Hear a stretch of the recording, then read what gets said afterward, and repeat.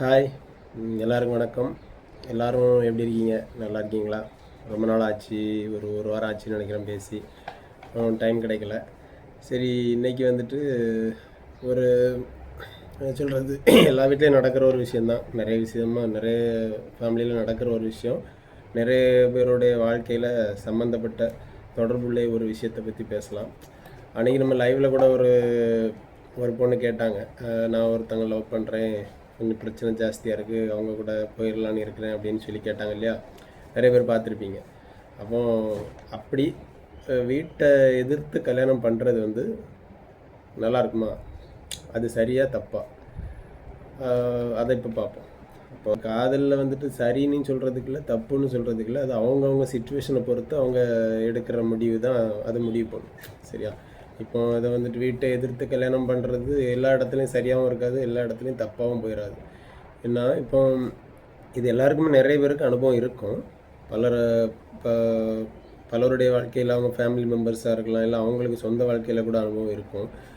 இது சரியாக தவறா என்னென்னா, ஃபஸ்ட்டு நம்ம மைண்டில் என்ன இருக்குன்னா, கல்யாணத்தை பண்ணி முடிச்சிட்டா போதும், எப்படியாச்சும் கஷ்டப்பட்டு இந்த கல்யாணத்தை பண்ணிட்டா போதும் அப்படின்னு யோசிப்போம்.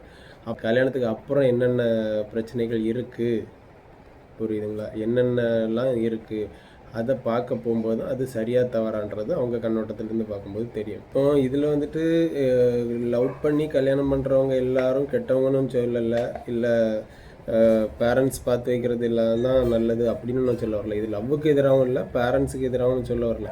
இப்போ எல்லாரும் அவங்க சுச்சுவேஷன் எடுத்து தான் நம்ம ஒரு முடிவு எடுப்போம். நம்ம வீட்டில் ஒத்துக்க மாட்டாங்க, வேண்டாம் நம்ம ஓடி போய் கல்யாணம் பண்ணிக்கலாம் அப்படின்னு சொல்லுவோம். ஆனால் அதே மாதிரி பேரண்ட்ஸ் அதை எதிர்க்கிறாங்கன்னா அதுவும் வந்துட்டு உங்களுக்கு எடுக்கணுன்றதுக்காகவும் இல்லை.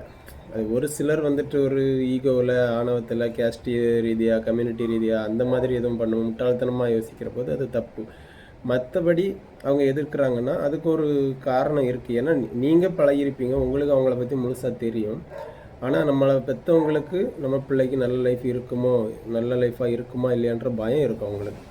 ஸோ அப்போ அதுக்கு அந்த பயத்தை, அந்த ஆதங்கத்தை அவங்க வேண்டாம் வேண்டான்னு எதிர்ப்பில் காட்டுவாங்க. அதை உங்களுக்கு புரிய வைக்கக்கூடிய ஒரு பொறுப்பு உங்களுக்கு தான் இருக்குது. அதை நம்ம தான் புரிய வச்சு அதை சம்மதிக்க வச்சு கல்யாணம் பண்ணணும். இன்றைக்கி தேதியில் வந்துட்டு லவ்வும் ரொம்ப சகஜமாக போச்சு, வீட்டை விட்டு ஓடி போய் கல்யாணம் பண்ணிக்கிறதும் ரொம்ப சகஜமாக போச்சு.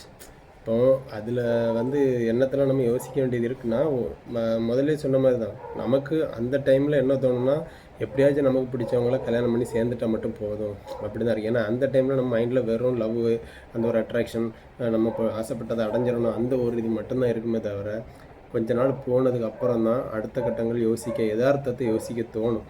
இப்போது நீங்கள் லவ் பண்ணி ஓடி போய் கல்யாணம் பண்ணியாச்சுன்னா அடுத்த கட்டமாக முதல்ல தேவை, லவ் பண்ணி போய் இருக்கிறதுக்கு, வீட்டை எடுத்து போயிருக்கீங்கன்னா சேர்ந்து இருக்கிறதுக்கு ஒரு வீடு வேணும். அந்த வீட்டுக்கு மாதம் வாடகை கொடுக்கணும், அதுக்கு மளிகை ஜாமான் வாங்கணும், இனி இதர செலவுகள்னு சொல்லிட்டு ட்ரெஸ்ஸு அந்த மாதிரி இதில் எடுக்கணும். இப்போ ஒரு ஹாஸ்பிட்டல் செலவு வந்துச்சுன்னா அது பார்க்கணும். இது எல்லாத்துக்கும் முக்கியமாக ஒரு வேலை வேணும், ஸ்டெபிளான வேலை வேணும். அப்போ அந்த வேலை இது எல்லாமே கரெக்டாக ஒரு குறிப்பிட்ட வயசில், அந்த டீனேஜ் பருவத்தில் கரெக்டாக செட் ஆகி கிடைக்காது. அப்போ இதெல்லாம் கிடச்சி இருக்கக்கூடிய டைமில் நம்ம ஓடி போகணுன்ற முடிவு வரமாட்டேன். ஏன்னா மைண்ட் அந்த அளவுக்கு அடாப்ட் ஆகிரும், ஒரு மெச்சூரிட்டி வந்துடும். அப்போ இந்த மாதிரி டைமில் முடிவு எடுக்கும்போது கொஞ்சம் யோசிக்கணும். எவ்வளோ தூரம் நீங்கள் சின்சியராக லவ் பண்ணுறீங்களோ, எவ்வளோ தூரம் சின்சியராக நம்ம கல்யாணம் பண்ணிக்கணுன்ற முடிவோடு இருக்கீங்களோ, அதே அளவு சின்சியராக அந்த பிடிவாதமாக நின்று அதை அவங்கள்ட்ட பெற்றவங்கக்கிட்ட நம்ம ப்ரூவ் பண்ணி அவங்கள சம்மதிக்க வச்சு அந்த சேர்த்து கல்யாணம் பண்ணிக்கிட்டிங்கன்னா அதில் இருக்கிற சந்தோஷம் ஜாஸ்தி. என்ன சொல்கிறது, அதில் பயங்களும் ஜாஸ்தி. இப்போ நீங்கள் அப்படியே எதிர்த்து போய் கல்யாணம் பண்ணிட்டீங்கன்னு சொன்னால், நாளை பின்ன ஒரு ஃபங்க்ஷன் வரும், இப்போ ஒரு தீபாவளி பொங்கல் வரும், ஒரு சொந்தத்தில் ஒரு கல்யாணம் காட்சி வரும். இந்த மாதிரி ஃபங்க்ஷன்ஸுக்கு நீங்கள் போக முடியுமா? எல்லார்ட்டையும் போய் முழிக்க முடியாது. அங்கே போய் முழிச்சா அவங்கள பாதி பேர் கண்டுக்க மாட்டாங்க. இந்த மாதிரி ஒரு ஃபங்க்ஷன் டைமில் சேர்ந்து இருந்து நம்மளால் செலிப்ரேட் பண்ண முடியல, ஃபேமிலியோட இது பண்ணலையன்ற ஒரு மன வருத்தம் இருக்கும்.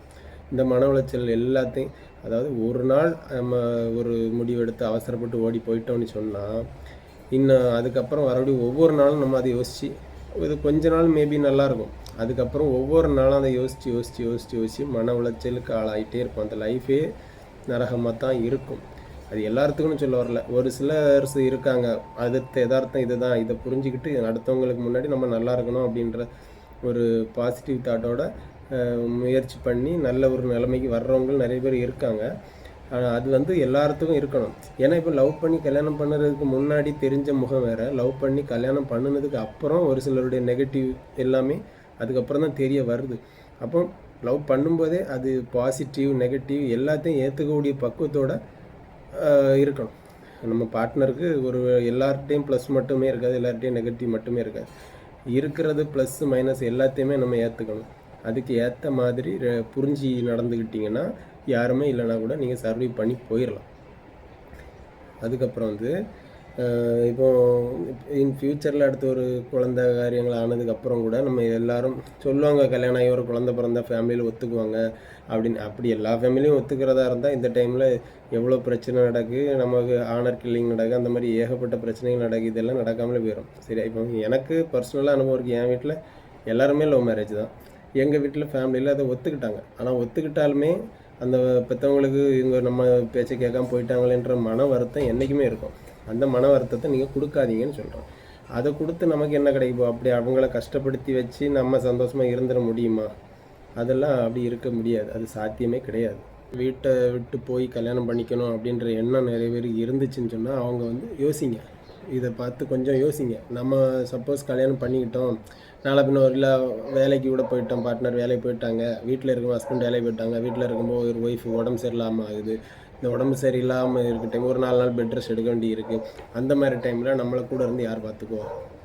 யார் கூடவே இருந்து பார்த்துக்கலாம் கூட ஒரு அர்ஜென்ட் ஒரு சின்ன ஹெல்ப்னால் யாரையாவது கூப்பிட்டு உதவி பண்ண முடியும் அப்படின்னா நம்மளோட குடும்பத்தில் யாராவது நமக்கு சப்போர்ட்டாக இருப்பாங்களா?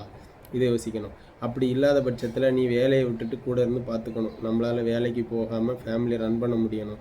அதுக்கு பெரிய சோர்ஸ் எல்லாம் இருக்குமா? அதையும் பார்த்து தெரிஞ்சு வச்சுக்கணும். சரியா? இது ஒன்று. அதுக்கப்புறம் நாளை பின்ன ஒரு வேளை ஒரு சின்ன மனக்கசப்புகள் நம்ம பார்ட்னருக்குள்ளாடி வந்துடுச்சு வைங்களேன், 2 பேரும் மூஞ்சி தூக்கிட்டு அப்படியே இருக்கிறதும், இல்லை பேசி பேசி சண்டை வளர்த்து பெருசாக்குறதும், அது வந்து நிறையவே நடக்கும்.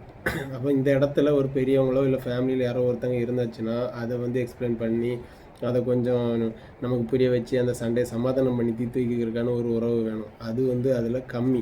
ஏன்னா அது ஃபேமிலி சேர்ந்துட்டாங்கன்னா ஓகே, அப்படி சேராத பட்சத்தில் அது கிடைக்காது. இப்போ லவ் பண்ணி போடுறவங்க நிறைய ஒரு லைஃப்பில் பிரச்சனை வர்றதுக்கு காரணமே இப்படி தனியாக இருக்கிறது தான். நம்ம தனியாக இருக்கிறது சந்தோஷமாக தான் இருக்கும் அப்படின்னு நினைக்கிறது வேறு. ஃப்ரீடம் மட்டுமே வாழ்க்கை இல்லை. தனியாக இருந்தால் ஒரு சில விஷயத்தில் ஃப்ரீடமாக இருக்கும், ஒரு சில விஷயங்களில் ரொம்ப கஷ்டம் அது. அதனால் அது இதுக்கு முன்னாடி நல்லா யோசிச்சுக்கோங்க. லவ் பண்ணி கல்யாணம் பண்ணிக்கலாமா, இல்லை அப்படி போகிறதா இருந்தால் அடுத்த பார்ட்னரோடு சேர்ந்துருந்து 2 கஷ்டம் நஷ்டம் லாபம் நஷ்டம் எல்லாத்தையுமே 2 பேரும் சேர்ந்து இது பண்ணிக்கலாம் அப்படின்ற பணப்பக்கம் 2 பேர்த்துக்குமே வேணும். எதுவாக இருந்தாலும் பார்த்துக்கலாம், தைரியமாக ஃபேஸ் பண்ணிக்கலாம், முன்னேறணும் அப்படின்ற ஒரு எண்ணம், யாரையும் விட்டு கொடுக்காத தன்மை 2 பேருக்குமே இருக்கணும். அப்படி இருந்தால் அவ்வளோ பொறுமையோடு இருந்தால் ஓகே. ஆனாலும் ஒரு சில கஷ்டங்கள் இருக்கும், முழு சந்தோஷங்கள் இருக்காது. தனி காதல் திருமணம் வீட்டை விட்டு ஓடி போய் பண்ணுறது என்றைக்குமே முழு சந்தோஷத்தை கொடுக்காது.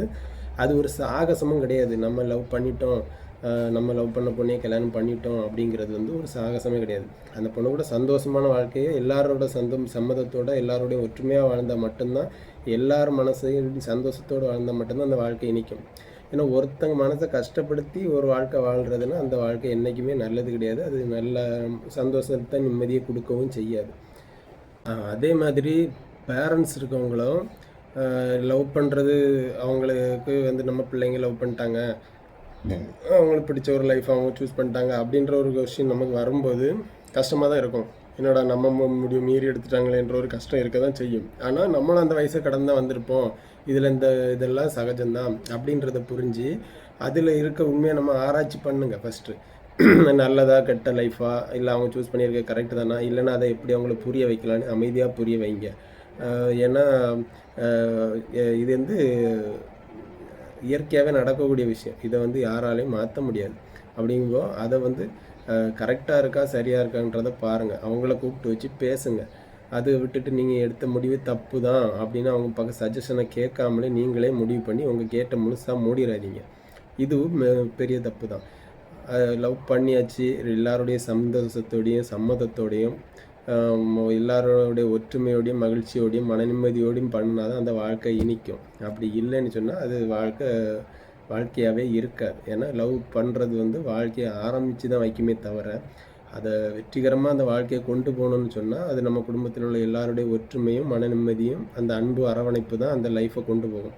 அதுக்கு எல்லாருடைய சம்மதமும் மனசு ஒற்றுமையும் முதல்ல முக்கியம். அப்படி இருந்தால் லவ் பண்ணுங்கள், லவ் பண்ணி வீட்டில் பேசுங்க, சந்தோஷமாக ஒத்துக்க வச்சு கல்யாணம் பண்ணி வாழ்க்கையில் நல்லபடியாக இருங்க. என்னை பொறுத்த வரைக்கும் அப்படி கூட்டிகிட்டு போகணும், நம்ம ஓடி போய் நம்ம வாழ்க்கையை அமைச்சிக்கலாம் அப்படின்ற ஒரு எண்ணத்தை விட்டுருங்க. ஏன்னா அதில் கண்டிப்பாக 100% சந்தோஷம் கிடைக்காது. அப்படி நிறைய பேர் போய் சக்ஸஸ் ஆகி வந்திருக்காங்க. நான் அவங்கள்ட்ட போய் கேட்டு பாருங்கள், அவங்க எவ்வளோ சந்தோஷத்தை இழந்து அந்த இடத்துக்கு வந்திருக்காங்க அப்படிங்கிறது உங்களுக்கு தெரியும். இப்போ நான் சொன்னதில் உங்களுக்கு உடன்பாடு இருந்துச்சுன்னா, இல்லை இந்த லவ் பண்ணி கல்யாணம் பண்ணிக்கிறது கரெக்டு அப்படின்னு உங்களுடைய கருத்து என்ன அப்படின்றத கமெண்டில் சொல்லுங்கள். எனக்கு தெரிஞ்சதை நான் சொல்லிட்டேன். இதில் உங்களுடைய கருத்து என்ன? லவ் பண்ணி கல்யாணம் பண்ணுறது கரெக்டாக தப்பா? இல்லை இதில் நிறைய பேர் லவ் பண்ணி கல்யாணம் பண்ணவங்க இருப்பீங்க. நான் சொன்ன மாதிரியான கஷ்டங்களை நீங்கள் அனுபவிச்சிருக்கீங்களா? இல்லை எல்லாமே சந்தோஷமாக தான் இருக்கீங்களா? அப்படின்றத கமெண்டில் சொல்லிட்டு போங்க. தெரியாதவங்க தெரிஞ்சுக்குவாங்க. இல்லை ஓடி போய் கல்யாணம் பண்ணணுன்ற மைண்டில் இருக்கிறவங்களுக்கு அது கொஞ்சம் உதவியாக இருக்கும்னு நினைக்கிறேன். அதனால் உங்கள் கருத்துக்களை நீங்களும் கமெண்டில் சொல்லிட்டுருங்க. ஓகே, டாட்டா பாய்.